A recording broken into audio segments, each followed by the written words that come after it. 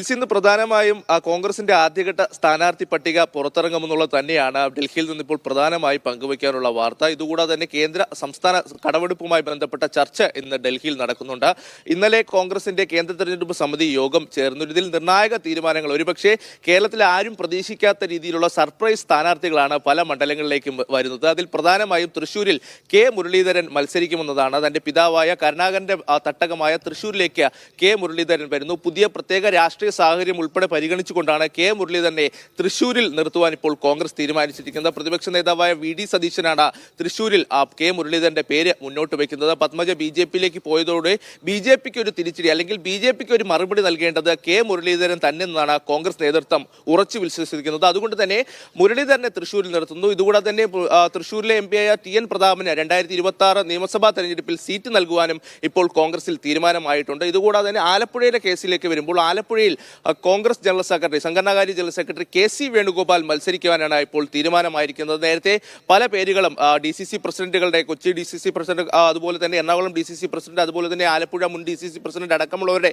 പേരുകൾ ആലപ്പുഴയിലേക്ക് ഉയർന്നു വന്നെങ്കിലും പക്ഷേ കെ.സി. വേണുഗോപാൽ മത്സരിക്കുവാൻ തന്നെയാണ് ഇപ്പോൾ ഹൈക്കമാൻഡിന്റെ തീരുമാനം. ഇതുകൂടാതെ തന്നെ വടകരയിൽ നിന്ന് മുരളീധരൻ തൃശ്ശൂരിലേക്ക് എത്തുമ്പോൾ അവിടെ പാലക്കാട് MLA ആയ ഷാഫി പറമ്പിൽ എത്തുമെന്നുള്ളതാണ് ഏറെ ശ്രദ്ധേയമായ കാര്യം. ഷാഫി പറമ്പിൽ ഇത്തവണ ശൈലജ ടീച്ചറിനെതിരെ വടകരയിൽ നിന്ന് ജനവിധി തേടുന്നതാണ് ഏറ്റവും പ്രധാനമായി ഉയർത്തുന്നത്. ഇതുകൂടാതെ തന്നെ രാഹുൽ ഗാന്ധിയുടെ കാര്യത്തിലും ഒരു ഔദ്യോഗിക സ്ഥിരീകരണം ആയിട്ടുണ്ട്. രാഹുൽ ഗാന്ധി വയനാട്ടിൽ നിന്ന് തന്നെ മത്സരിക്കും. വയനാടുമായി ബന്ധപ്പെട്ട അന്തിമ തീരുമാനം പക്ഷേ രാഹുലിന്റെ കൂടി തീരുമാനം കണക്കിലെടുത്ത കഴിയും. ഇന്ന് ആദ്യഘട്ട പട്ടിക വരുമ്പോൾ കേരളത്തിലെ പരമാവധി സീറ്റുകളിലും ഒരു പ്രഖ്യാപനം നടത്തുവാനാണ് ഇപ്പോൾ കോൺഗ്രസ് ലക്ഷ്യം വയ്ക്കുന്നത്.